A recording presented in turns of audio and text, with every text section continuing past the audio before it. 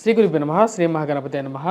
కన్యారాశి వారికి రాబోతున్నటువంటి సెప్టెంబర్ నెలలో ఎలా ఉండబోతుందనేది చూద్దాం. సెప్టెంబర్ నెలలో కన్యారాశి వారికి మనం ఇచ్చినటువంటి ర్యాంక్ వచ్చేటప్పటికి 3వ ర్యాంక్ ఇవ్వడం జరిగింది. ఈ రాశి వారికి షష్టమంలో ఉన్నటువంటి శని అత్యంత అనుకూలుడు. మరి అదేవిధంగా గురువు మంచి స్థానంలో ఉన్నాడు. భాగ్యస్థానంలో ఉన్నటువంటి గురుగ్రహ సంచారం అనేది యోగిస్తున్నది. మరి అదేవిధంగా ఈ రాశి వారికి రాజ్యస్థానాల్లో కుజగ్రహ సంచారంలో వచ్చేటప్పటికి ఎటువంటి మార్పు లేదు. ఈ యొక్క నెలలో బుధుడు వచ్చేటప్పటికి లాభస్థానంలో ఉన్నటువంటి బుధుడు సెప్టెంబర్ 4వ తారీఖున సింహరాశిలోకి మార్పు, మరి దాని తర్వాత సెప్టెంబర్ 18వ తారీఖు తర్వాత జన్మ రాశిలోకి మార్పు అనేది జరుగుతుంది. శుక్రగ్రహ మార్పు సెప్టెంబర్ 18వ తారీఖున కన్యా లగ్నంలో నుంచి కన్యా రాశిలో నుంచి వచ్చేటప్పటికి ధనస్థానంలోకి మార్పు అనేది జరుగుతున్నది.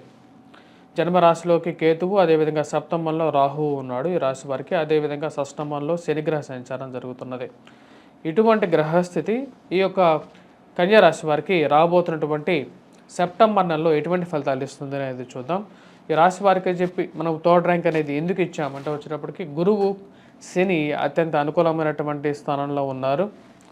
అదేవిధంగా బుధుడు శుక్రుడు యొక్క మార్పు చేర్పులు అనేది కొంచెం అనుకూలమైనటువంటి స్థితిగతిలో ఉన్నాయన్నమాట. అంటే ధనస్థానంలోకి ఎప్పుడైతే శుక్రుడు మారుతాడో అప్పుడు యోగకారకుడు స్వస్థానంలోకి శుక్రగ్రహ సంచారం జరుగుతున్నది సెప్టెంబర్ 18వ తారీఖున. జన్మలగ్నంలో ఉన్నప్పుడు శుక్రుడు కూడా భోగాన్ని ఇవ్వగలుగుతాడు. అదే జన్మరాశిలో శుక్రుడు ఉన్నప్పుడు కూడా భోగాన్ని ఇవ్వగలుగుతాడు. సెప్టెంబర్ 18 నుంచి ధనస్థానంలోకి మారినప్పుడు కూడా అనుకూలమైనటువంటి ఫలితాలు ఇవ్వగలుగుతాడు. వాటితో పాటు రవిగ్రహ సంచారం ఏ స్థానంలో ఉందన్నమాట. మొదటి ఇక రాశి వారికి వచ్చేటప్పటికి గురువు బుధుడు మంచి స్థానంలో ఉన్నప్పుడు ఫైనాన్షియల్గా వచ్చేటప్పటికి రొటేషన్ పరంగా రొటేషన్ అనేది జరుగుతూ ఉంటుంది. సమయానికి రావాల్సినటువంటి డబ్బు ఎవరో ఒకరి సహాయంతో అయినా సరే డబ్బు సమయానికి వచ్చి చేరటం అనేది ఒక మంచి శుభపరిణామంగా చెప్పచ్చు. అదేవిధంగా ఈ రాశి వారికి సమయానికి మంచి తిండి, మంచి సుఖం, మానసిక ప్రశాంతత అనేది పొందగలుగుతారు. కానీ వైవాహిక జీవితంలో కొన్ని కష్టాలు అనేవి ఉంటాయి. ఎందుకంటే సప్తమంలో రాహుగ్రహ సంచారం ఉన్నప్పుడు వైవాహిక జీవితంలో ఎవరికైనా సరే ఏదో ఒక ఇబ్బంది అనేది ఉంటుంది. మనిషి జీవితంలో మన దగ్గర ఏదైతే లేదో అది వాటి కోసమే మనిషి జీవితం అనేది తాపత్రయం అనేది ఎక్కువగా పొందుతూ ఉంటుంది. ఈ యొక్క రాశి వారికి వచ్చేటప్పటికి వైవాహిక జీవితంలో ఇబ్బందులు కూడా అవే గురి చేసే విధంగా ఉంటుంది. ఫైనాన్షియల్గా రొటేషన్లో ఈ యొక్క నెల అనుకూలమైనటువంటి ఫలితాలుగానే చెప్పవచ్చు. స్థిరచరాస్తుల కొనుగోలు సంబంధితమైన విషయాల్లో కూడా 18వ తారీఖు తర్వాత వీరికి అనుకూలంగా ఉంటుంది. మానసిక ప్రశాంతత గత నెలతో పోల్చుకుంటే ఈ నెలలో కొంచెం బెటర్గానే ఉంటుందని చెప్పచ్చు. అంటే రికవరీ పీరియడ్గా చెప్పచ్చు ఇది. ఎందుకంటే బుధుడు మంచి స్థానంలో ఉన్నాడు. శుక్రుడు కూడా వచ్చేటప్పటికి 18వ తారీఖు తర్వాత మంచి అనుకూలమైనటువంటి స్థానంలోకి. ఫైనాన్షియల్గా ఇరుగు పొరుగు సఖ్యత విషయంలో మీ యొక్క మాటతో సంఘంలో గౌరవాన్ని, గుర్తింపుని పొందగలుగుతారు. ఇది రాజకీయ నాయకులకు అనుకూలమైనటువంటి కాలంగా కూడా గోచరిస్తూ ఉన్నది. కానీ రాశి వారికి రవి యొక్క వ్యతిరేకమైనటువంటి ఫలితం ఉందన్నమాట. రవి వ్యయ స్థానంలో ఉన్నప్పుడు ఖర్చు కారకుడుగా ఉంటాడు. ఫైనాన్షియల్గా ఏదో అనవసరమైనటువంటి ఖర్చు 16వ తారీఖు తర్వాత ఎక్కువగా గోచరిస్తూ ఉన్నది. ముఖ్యంగా అధికమైనటువంటి ఖర్చు, ఆరోగ్యంలో చిన్న చిన్న మార్పులు 16వ తారీఖు తర్వాత జన్మరాశిలోకి రవిగ్రహ సంచారం జరుగుతున్నది. రవిగ్రహ సంచారం జన్మరాశిలోకి వచ్చినప్పుడు యాక్టివ్నెస్ ఎక్కువగా అవుతుందన్నమాట. మీరు అంతకు ముందు కన్నా కూడా బాగా యాక్టివ్గా పనిచేయగలుగుతారు. కాకపోతే ఇది ఎలా యాక్టివ్గా పనిచేయగలుగుతారు అంటే జన్మరాశిలోకి రవి ఎంతో శక్తివంతమైనటువంటి ప్లానెట్. తన యొక్క వేడితో కూడుకున్నటువంటి శక్తి అన్నమాట. అది ఎప్పుడైతే జన్మ రాశిలోకి వస్తుందో అది కొంచెం జ్వరకారకంగాను, బాడీలో హీట్ పెరగడాన్ని కారకంగా ఉంటుంది. మరియు అదేవిధంగా కోపభూయిష్టంగా ఉంటుంది. అంటే ఇరుగు పొరుగు సఖ్యత విషయంలో మీరు మాట్లాడేటప్పుడు దుందుడుకు స్వభావంతో మాట్లాడినప్పుడు అది కొన్ని కష్టాలని క్రియేట్ చేయగలుగుతుంది. ఆ విషయంలో జాగ్రత్తగా ఉండండి. ఉద్యోగ ప్రయత్న సంబంధితమైన విషయాల్లో దగ్గర దాకా వచ్చినటువంటి ఉద్యోగం కూడా కొన్ని మార్పు చేర్పులు, కొన్ని దగ్గర దాకా వచ్చినటువంటి కాంట్రాక్ట్స్, దగ్గర దాకా వచ్చినటువంటి కొన్ని బిజినెస్ ఆఫర్స్లో కొన్ని ఇష్యూస్, చిన్న ఇష్యూస్ ఏర్పడుతూ ఉంటాయి.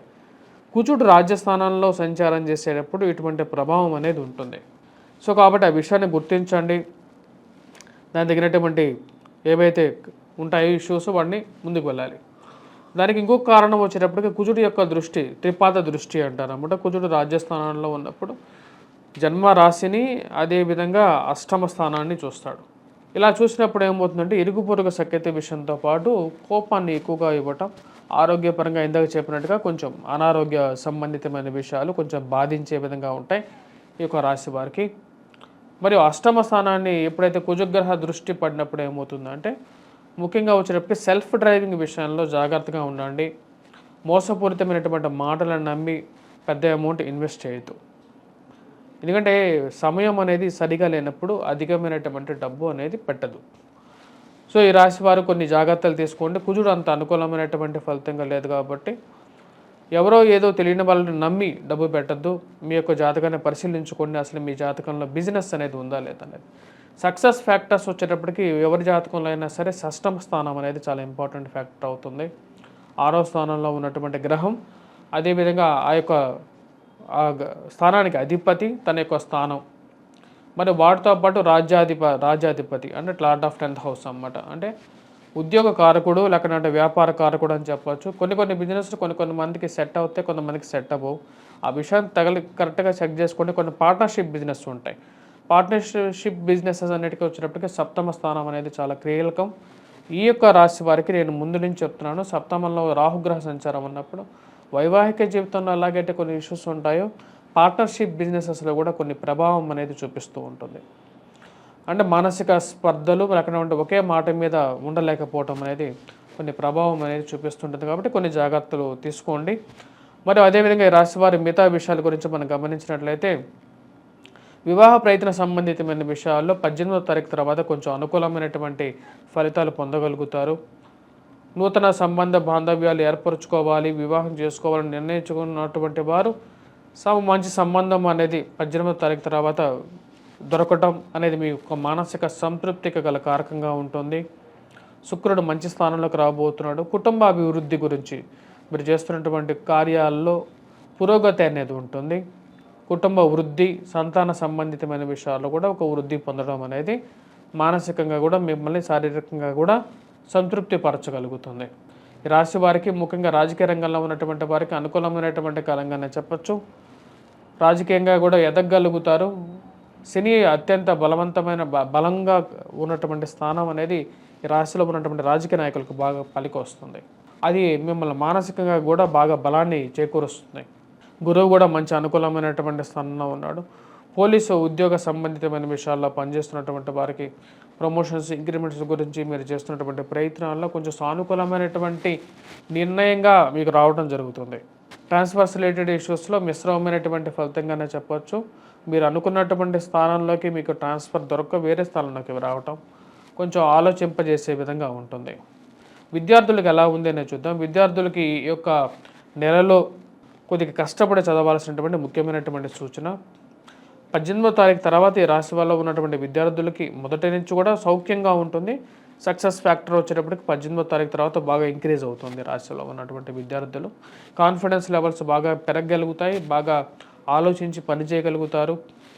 విద్యార్థులు ముందుగా ఎవరైతే గ్రూప్స్, సివిల్స్, ప్రిలిమ్స్కి ప్రిపేర్ అవుతున్నారో వారికి అనుకూలమైనటువంటి ఫలితాలు ఎక్కువగా ఉండగలుగుతాయి. పోటీ పరీక్షల కోసం ప్రిపేర్ అవుతున్నటువంటి వారు కొంచెం కష్టపడి చదవగలిగితే దానిలో విజయాన్ని కూడా సాధించగలుగుతారు.